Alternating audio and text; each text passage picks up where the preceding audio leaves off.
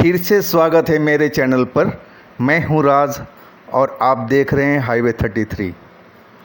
तो दोस्तों, आज की जो कहानी हमें दिया है आशीष जी। आशीष जी मुंबई में रहते हैं और वो एक ट्रक ड्राइवर हैं। तो चलते हैं उनकी कहानी में। दोस्तों, मैं हूं आशीष और मैं एक ट्रक ड्राइवर हूं, मुंबई का रहने वाला हूं। और उस रात को मैं मुंबई से हैदराबाद तेलंगाना जा रहे थे, पुणे सोलापुर हाईवे से। मेरा साथ में था अतुल, हमारा हेल्पर क्लीनर। हम लोग रात को 10 बजे से हम हाईवे पकड़ लिए थे और हम लगातार हैदराबाद की तरफ, तेलंगाना की ओर बढ़े चले जा रहे थे। वैसे तो देखा जाए तो मुंबई से और हैदराबाद का दूरी किलोमीटर 710 के आसपास होता है और लगातार हम चले तो 15 से 20 घंटे लगते हैं। लेकिन ये ट्रक हमारा बहुत पुराना था और इंजन इसका अब जवाब देने लगा था। मैं अपने सेठ को बोला था कि सेठ, इसका इंजन का आप रिपेयरिंग करा लो और नहीं तो ये कभी भी धोखा दे सकता है। सेठ हर बार मेरे से बोलता था कि इस चक्कर लगा के आ जाओ, अगली चक्कर में हम इसको सर्विस करवाएंगे, पूरा इंजन खुलवा के दोबारा बंधवाएंगे। लेकिन चक्कर लगाने के बाद में सेठ दूसरा चक्कर दे देता था और आज वही ट्रक मेरे साथ में किया था हाल। थोड़ी किलोमीटर चलता और फिर उसका इंजन बंद हो जाता, शायद हीटिंग की वजह से। फिर पानी डालते हम और फिर चलाते हैं, फिर चल जाता। तो हम शोलापुर के आगे निकल चुके थे और उस टाइम करीब दोपहर का हो चुका था और एक जगह जा कर के सुनसान एरिया था, ट्रक हमारा खड़ा हो गया। वो तो शुक्र था कि हमने साइड में ट्रक को हाईवे से कर लिया था, नहीं तो धक्का लगवाना पड़ता ट्रक भाइयों से साथ में मिल कर के। और हमने बहुत इंजन को स्टार्ट करने की कोशिश की, लेकिन इंजन स्टार्ट नहीं हो पाया। सब कुछ हमने, जितने हमारे पास में नॉलेज था, वो नॉलेज को हमने पूरा इस्तेमाल किया, लेकिन बात नहीं बनी। फिर थक हार करके हमने अपने सेठ को फ़ोन किया। सेठ बोला, ठीक है, कहाँ हो? हमने पूरा अपनी लोकेशन वगैरह बताया। बोला, ठीक है, कोशिश करता हूँ मैं जल्दी से जल्दी मिस्त्री भेजने का। और वहाँ हैदराबाद पहुँच कर के मैं एक गैराज बताऊँगा, वहाँ अपना ट्रक लेके जाना और वहाँ पर इंजन का काम करवाना आप। मुझे बड़ी खुशी हुई सुन कर के कि सेठ ने बोला कि इंजन का काम करवा लेना। तो चलो, अच्छी बात है। यानी कि अब सेठ कब तक आ जाएगा मिस्त्री? बोला, मैं अभी फ़ोन करता हूँ, देखो कब तक आता है, लेकिन वो आएगा ज़रूर, टेंशन मत लो, इंतज़ार करो। और हम इंतज़ार करने लगे। हमें भूख भी लगी थी। मैं अतुल को बोला, अतुल यार, कहीं से देख आसपास में कहीं होटल मिल जाए तो खाना ले आया भाई। तो अतुल बोला, ठीक है उस्ताद। मैंने उसको पैसे दे करके और भेज दिया। वो किसी ट्रक का लिफ्ट लेकर के आगे की ओर निकल गया। 2 घंटे के बाद में आया खाना लेकर के। चलो, खाना तो ले आया था और हम दोनों जने ने खाना खाया। खाना बच भी गया था, हमने बांध कर रख दिया कि चलो रात में देखेंगे, कुछ नहीं मिला तो यही सही रहेगा। और फिर हम इंतज़ार करने लगे। पता नहीं कब मैं सीट पर बैठे बैठे ही सो गया और गहरी नींद में चला गया। जब मेरी नींद खुली तो मैं सुना कोई खिड़की पर आवाज़ मार रहा था। मैं देखा रोड पर बिल्कुल अंधेरा, स्ट्रीट लाइट जल रही थी और पूरा अंधेरा हुआ पड़ा था। फिर मैंने घड़ी देखा तो रात के 10 बज चुके थे। यानी कि मैं इतना देर से हम लोग सोते रह गए। अतुल भी सोया हुआ था। मैं देखा, मैं खिड़की से बाहर झांक कर देखा तो बाइक पर 2 पुलिस वाले थे। वो मुझे देखते ही बोले, भाई यहाँ क्यों ट्रक खड़ा किया हो? यानी मैं सर ट्रक ख़राब हो गया है। फिर यानी कि अपने सेठ को बोल रखा है जी मिस्त्री आता ही होगा। बोला ये एरिया ठीक नहीं है, जितना जल्दी हो सके यहाँ से निकल जाओ आप लोग। यानी कि हाँ जी मिस्त्री आता ही होगा हमारा, चलो हम दोबारा चक्कर लगाएंगे और तुम अपना ख्याल रखना ट्रक का, ये जगह ठीक नहीं है। और हमें वो शिक्षा दे करके आगे की ओर बढ़ गए। अब हम इंतज़ार करते रहे। दोबारा अतुल बोला उस्ताद सेठ को फ़ोन तो करो, अभी तक कोई मिस्त्री नहीं आया।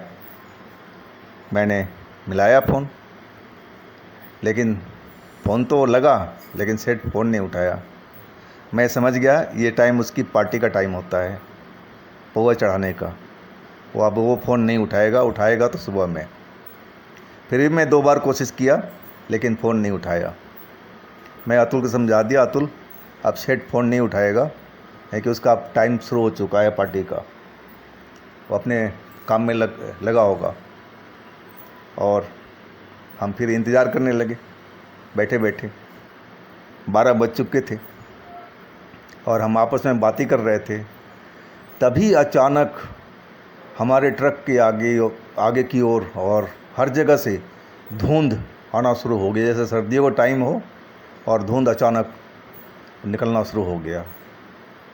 हम जब तक संभलते, मैं फटाफट अपनी खिड़की बंद किया और अतुल को बोला, अतुल खिड़की बंद कर, ये धुंध पता नहीं कहाँ से आ गई, ट्रक में घुस जाएगी, फिर हम लोग आप देख भी नहीं पाएंगे।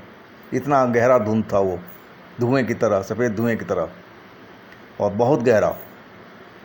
लेकिन अतुल खिड़की बंद करने में देरी कर दी और तभी उस धुएं में से 2 बदसूरत हाथ और अतुल का गला पकड़ चुके थे। मैं वो हाथ देख करके ही डर गया। इतने बदसूरत घिनौने हाथ थे कि मेरे को तो लगा कि मैं उल्टी कर दूंगा देख करके। और अतुल ज़ोर से चीखा, उस्ताद बचाओ। अब मेरी तो सिट्टी पिट्टी गुम हो चुकी थी, डर के मारे हाथ पैर मेरा काँप रहे थे। मैं बिल्कुल डर चुका था। अब मेरे को समझ में नहीं आ रहा था कि मैं करूं तो क्या करूं। एकदम सहम सा गया था और मुझे लगा कि मैं एकदम स्टैचू बन गया हूं या फ्रीज हो चुका हूं। तभी मुझे ध्यान आया कि हमारे पास में एक लोहे का छड़ी भी है, डंडा सीट के बगल में रखते हैं। वो मैंने छड़ी निकाला और उस हाथ पर मैं दे मारा। चोट तो लगी होगी हाथ को, लेकिन कोई फ़र्क नहीं पड़ा और मैं छड़ी को साइड में कर लिया। अब मैंने कि अब क्या करूं, अब मैं किस चीज़ से इसको गला छुड़वाऊं इस हाथ से, जो शैतान का हाथ था। वो शैतान तो हमें नज़र नहीं आया था, लेकिन हाथ इतनी बदसूरत कि एकदम देखते ही घिन आ रहा था। तभी अचानक मेरी ध्यान गया अपने डैशबोर्ड पर गणपति बाबा का मूर्ति को देख करके। उस पर फूल माला चढ़ा हुआ था सुबह का। सुबह शाम हम लोग, सुबह तो फूल चढ़ाते थे, शाम को अगरबत्ती वगैरह से हम पूजा करते थे।